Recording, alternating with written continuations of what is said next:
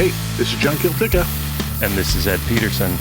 And this is bonus episode number 10, Ed. 10? 10? I don't know. I get confused on which way the camera's pointing. Ones and zeros, they all mean something, don't they? Yeah. Double digits on these bonus episodes, John. We've been hereby decimated. I guess so. With the double digits, you mean? With the ones and zeros and the decimals and stuff? Yeah, I think so. Yep. It's great. I think little by little, as each one of these passes, we learn a little more and get just microscopically less sucky at this. Well, I felt like we were on kind of an uptick, and then last week was brutal. Last week was a killer job. Yeah, we had some crazy lag. It was wild. So It seems to be way better this week, which keep that going. Like fingers crossed and all, I could say it was because of some amazing technical advancement that we've made in the ensuing week, but no, it's just luck. No, nothing's different. No. So we're just hoping it stays better because we did not change basically anything. We just had last week was brutal because we did the record and then we dropped a file and lost it, and so it's like we had to do the episode twice, and then we did the bonus. It was a wreck all the way around. Whatever. The nice thing with these is I think we've said they're just meant to be like John and Ed. They're bonusy. So like, yeah. Sometimes they're going to be rough. Well, we've had some good feedback too. So based on the feedback, constructive criticism, we're hoping that they will get better, at least technically. Content-wise, Sure.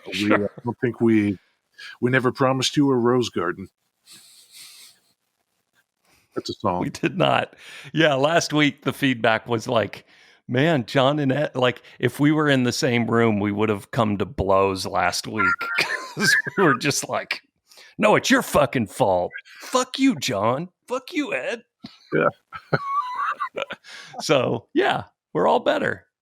Hey, I got my Benson Amp shirt on. I see that, man. That's awesome. I got to get one of those. I love the way you for another one for your buddy John when you came down. That was great. I had a hard time asking for, like, I said I would buy it, and he's like, "Oh, just here's a shirt," and like, that's cool. I would have, but whatever. Yeah. Do we have an agenda today, John? We have a couple of things we're going to try out. Do you want to see one of them? Okay. We're going to. Is there visuals? There are visuals, yes. We decided to look at cringeworthy advertising from the guitar world. So this first one comes Why specifically would you have access to that? Well, a thing I've been doing for years is collecting vintage guitar ads. Guitars, amps, pedals, all kinds of things. I don't know why I do that, but I also sell them. And, it's just kind of like that little trickle income. It's like coffee money. But I like looking at them, and they are a historical source of info that I find fun. Want to see one? Yeah, like didn't you take like Guitar Player magazines and stuff from like just old vintage? You just had stacks of those and you started like just dissecting them, right? Yep, and pulling out the ads. Yeah. Here's one, Ed, that I find particularly cringeworthy. This comes to us from the enlightened year 1977. This is for Fender Stratocasters. As you can see, they're saying the Stratocaster is good for 3 types of music, and they've helpfully stereotyped the kind of person that plays that music. Can you read it for us? It's a soul machine, it's a rock machine, and it's a country machine. Like, I guess the rock machine, the rock guy has a mustache and Yeah. kind of feathered hair. It's Yes. 1977. Yes. And Um, the soul guy is a black guy. Country guy just looks like dude. Yeah. And it says And in then soul guy. Yeah, soul guy's a black guy with the fro. That's just completely horrible. It says in the copy, it's a business machine. At the end of the day, I guess that's what. Yeah, it doesn't matter the sound if the sound you're into is soul, country, or rock. You can't take your band to the top until you take care of business first. I just want you to know that, Ed. That's what it says.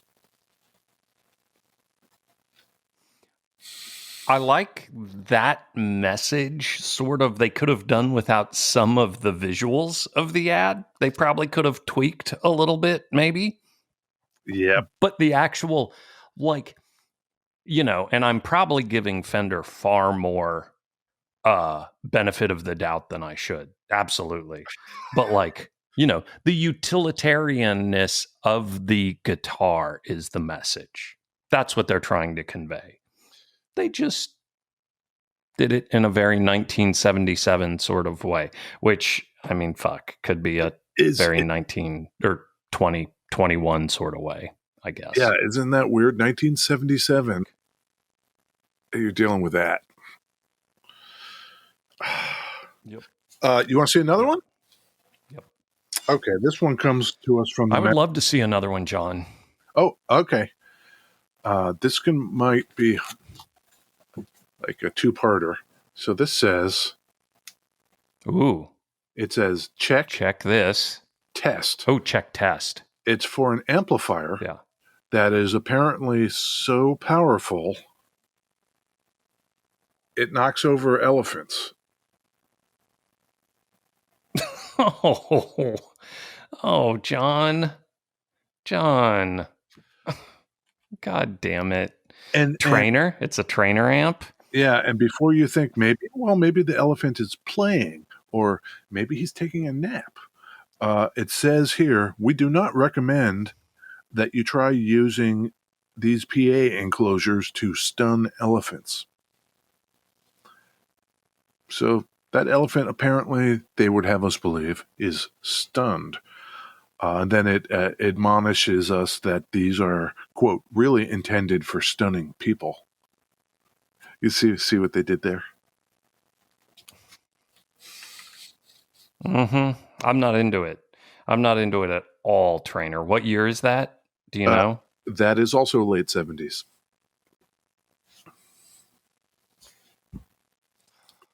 Thumbs down. Yeah. No, John, you went the wrong way. Thumbs down. Give me another one. Give me one more. Okay. One more? I have one more for you. This one, we're in the 80s now. We're in 1985. Ooh. This one enlightened. Super enlightened time. Do you see that? Delay invaders. I can't read the top text exactly. Delay invaders, Ed. It is the Boss. I'll come up here and show you this. It is an ad for the Boss digital delay. Hell yeah. Hell yeah. They would have us believe that the digital delay comes to us from space, Ed. See that? That's a space machine. And then here's what all the different people say. You've got the army guy, you've got the scientist dude, and you've got musician dude. All coming to grips with this invasion of delay pedals. You want to know what they say? I mean, 1985. Yeah. And that delay, that was a pretty, that's a cool effect in 1985. For sure. Digital instead of analog? Yeah. And they were they were on the Space Invaders train. They were on the the thing is, is it pandering if it's pop culture like at the time, like it's super popular at the time. I guess that's kind of pandering. What Area year, 51, Space Invaders. what year was E.T. or Close Encounters of the Third Kind? Is that like the same kind of deal? Got gotta be like super close. I'm pulling up my phone that's in a really like look super crappy case that I ripped the back off of, and Okay, well, ET. I'm looking it up right now. while you do that, I'll tell you what the military guy says about this invasion of pedals. It says the Pentagon chief of staff tries to explain, and he's saying the incident has been contained. We are in complete strategic control. The parameters of the occurrence are once again under our sphere of influence. The effects are limited to ... Weird. Yeah. Weird. It's also like got big comic book vibes I'm getting out of that thing. They're just throwing shit at the wall, like hoping something sticks, right? 46, dude. It's horrible. Look at that. That's where they've landed. Love it. At the Capitol. The musician guys. Where is it? Well, Oh, I take it to be Washington, D.C., right? Because you got the Capitol, and then you also have yep. Oh, the the Washington Monument. Yeah, for sure. musician guy says, stop. They come as friends. They mean no harm. They were sent to help us. But only the musicians know the real story. Well, I like that the maybe they're playing up that the army guy is kind of like, only the musicians are enlightened enough to get it. Clearly. That could be. And then from a more... You got to have a dude like the Edge. The Edge gets it. Of course he does. And then the scientist dudes, more fact-based, literal-minded, they can tell us exactly what this thing's all about. They say they're so small. There's never been anything like this on Earth before. It's out of control. Clearly flummoxed. So I guess in 85, like the Memory Man Deluxe, like that's before, right? That's a big pedal. So like Analog, it's right? kind of true that I bet that, yeah. I bet that Boss pedal was actually fairly groundbreaking, in 85. Ooh, I wonder what that thing cost. Oh, shit. Ooh, I wonder if it says. Oh, shit. $1985. Uh, Close Encounters came out in 1977. E.T. came out in 1982. So kind of catching that E.T. vibes. Dig it. It does not give a price, although it does. That movie is... I'm sorry to interrupt. I'm just saying that this ad doesn't give a price. Does say if you send $5 to this address in Los Angeles, California, you can get a poster of this. I wonder, like, after, that many years, 35 years, it's like, where's my poster? Hey, it says here, send $5. Oh, yeah. Send them. Yeah, I mean, is that the DD8? No. This is the DD2. This is early times. DD2. Yeah. Yeah. Okay. DD2s right now there's one for 400 on eBay. I'm looking. The DD2s are kind of rare. Wow.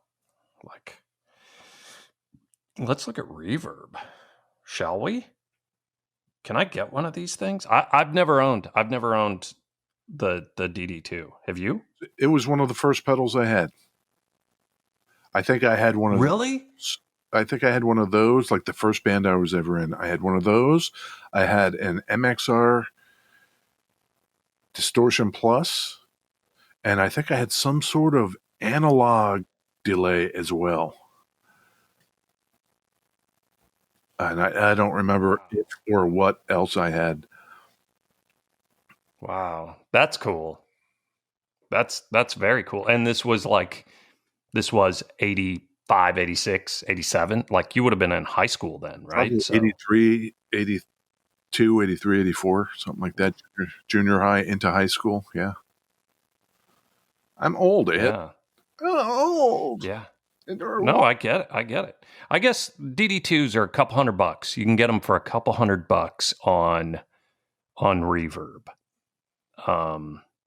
That's out of all of those ads, that's the one I find the most compelling. I found the first two kind of dumb and gross. So, Yes. Fender, Yeah. thumbs down. Fender, thumbs down. Trainer, big thumbs down. Big thumbs down. Yeah.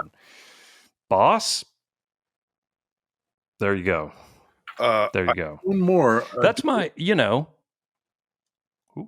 Go ahead. Do we have time? I could do this all day. I could do this for an hour. Like I'm ready. Show me another one. Okay. Coming up slow here. See that? You want to read that for the people? The only missing person is you. Yes. Look, Ed. I'm gonna have to not put these in plastic next time. There we go. It's missing persons. I'm gonna if you give me pictures, if you send me pictures, I'll superimpose the picture over the video, so we won't have to see the weird glary thing. Okay, but cool. It's missing persons, right? That's and the only person missing is you. So what are you missing, Ed? What's the gear? I can't make out the guitar. I can't make out, it could be a microphone. It could be the guitar. I think it's the guitar because you're a guitar guy. Okay, I have no idea what he's playing. I can't see it. I'm pulling out, as it were. Oh, it's the bass player. Come on, John. Come on. Ooh, Carvin. John. Yes. We have never done a Carvin, and I know you are super not into them. I think that's a true statement. I'm not into them. I just, I don't know. We should. Is that true? I kind of thought you were, I kind of thought Carvins were your Santana of guitars. Santana is a musical genius. Oh, shit, you've done a 180 on me in a week. No, I haven't. No. The interesting thing about this is that Patrick O'Hearn, the bass player for Carvin, I am told by you, Ed, may or may not listen to our podcast. Do you know? It's either him or the guitar player. There was this weird thing where there were a couple comments on our Instagram posts, and it was either the guitar player or the bass player for Missing Persons. Because I went in and the bio was guitar player for Missing Persons. Yes, that Missing Persons was his bio thing. And wow, oh, that's funny. So yeah, has commented on a few of our posts. Yeah, but I don't remember if it was guitar or bass. Sorry. We need that was super successful. We should ask the people, what should that segment be called? Our look back at vintage music industry advertising. So let us know your ideas, everybody. See, Ed here's Ed's idea for that. Yeah. Shit ads. Shit. How's that for a segment title? Here's the thing. What do you got, Ed? Here's what I'm wondering. You watch way more YouTube than I do. Do you get pulled for cursing on YouTube? Is that a thing? Or do they not care? I don't think so. No? No, I don't think so. They have when you upload, you say like, is this suitable for kids, is like their weird, and then suitable for kids is like a whole bunch of criteria where it's got to be like educational content or something. And yeah, I'm big on no, this is not for kids. Okay, cool. Great. Yeah. See, that's how new I am Yeah. at this video magic. I don't know. I think we're doing great. I sent you a thing. We were going back and forth on. I saw this ad for Izzy Stradlin's ES-175. There's an article on Guitar Player Magazine, Guitar World, whatever. Yeah. Where Izzy Stradlin's ES-175 that he recorded the entire Appetite album from Guns N' Roses. Maybe I need to say that Guns N' Roses. Every rose has its Guitar player, Is Izzy that him? Stradlin. Yeah. So he's selling he sold his guitar in the 80s to like their manager, and the manager sold the guitar, and now like third dude down the line is selling Izzy's guitar. 50 grand. What do you think? You've got to really like Guns N' Roses, I guess. I wouldn't do it. I know a couple of huge Guns N' Roses fans. Do Not it. not really my thing, but it's that album is kind of cool. Like it's kind of it has its moments for sure. It's of the time. Don't you think?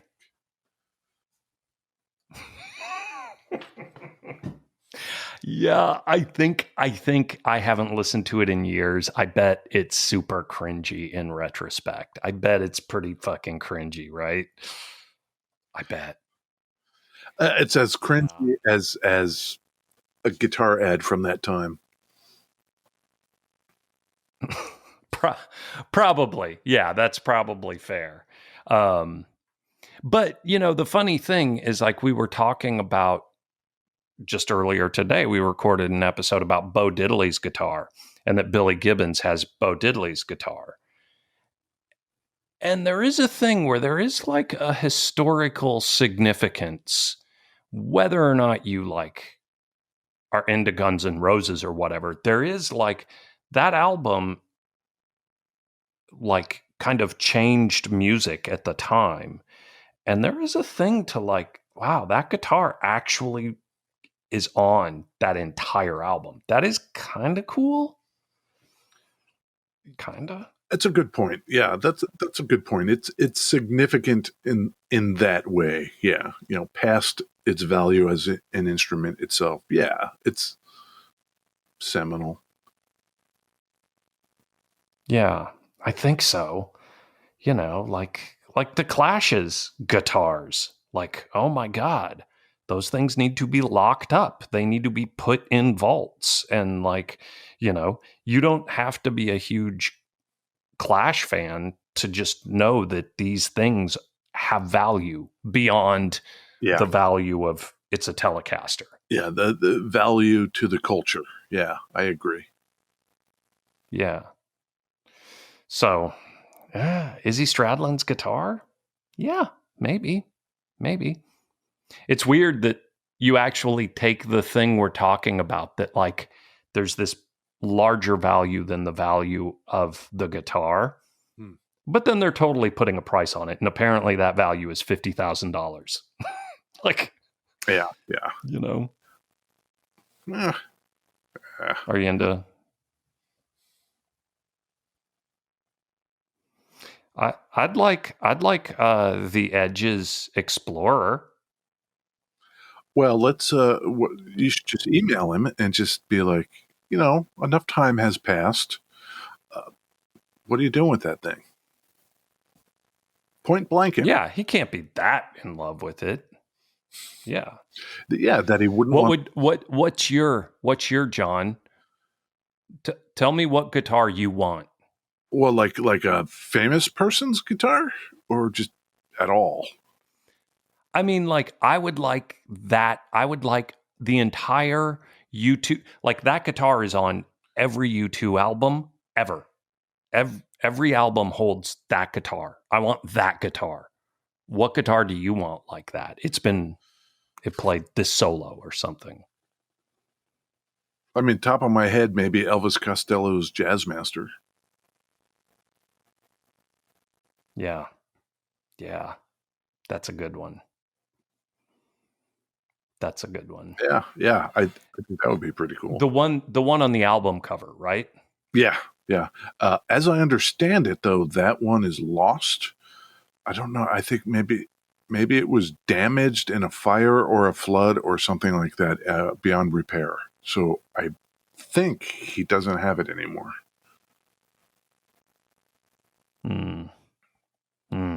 Even runner up. You got a runner up for me. Runner up. Yeah, maybe Joe Strummer's Telly. I got a good one. What's that? What about Willie Nelson's Martin? Oh man, that one belongs in like the Smithsonian, don't you think? Yeah, absolutely.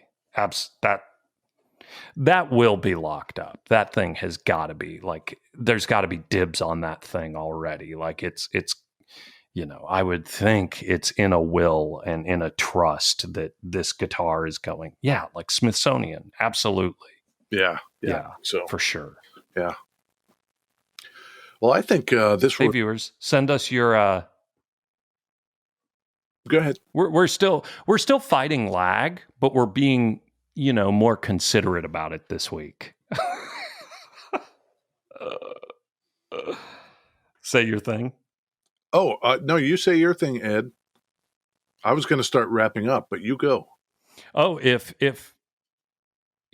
anyone wants to send your favorite, the guitar you want, I bet there's some really good ideas out there that I didn't think about that before just right now. Willie Nelson and The Edge, those are my two. Like, yeah, tell us some other cool ones, because I bet there's a bunch out there. Oh, absolutely, yeah. Like there's Sid Vicious's P bass. There's Johnny Ramone's guitar, the Mosrite. Yeah.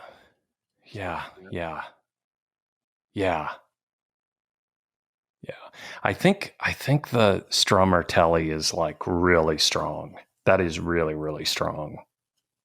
That's a pretty good one, for sure. Yeah, and it's funny because I think when you think about that, it's like you need to actually think about, who are the guitar players that found the guitar that was just there? Like, Eddie Van Halen's guitar, or Angus Young's, like the thing that custom one is based off of. I'm gonna finish off this blue Red Bull and go maybe lay by the pool, John. What do you think about that? I think you should definitely do that, Ed. And I will take pictures of those ads and send them. Okay. That'll be sweet. I hope you like our bonus episode. We're still fighting some lag, but I think it's going to be better this week. So, bye. Okay. See ya, Ed.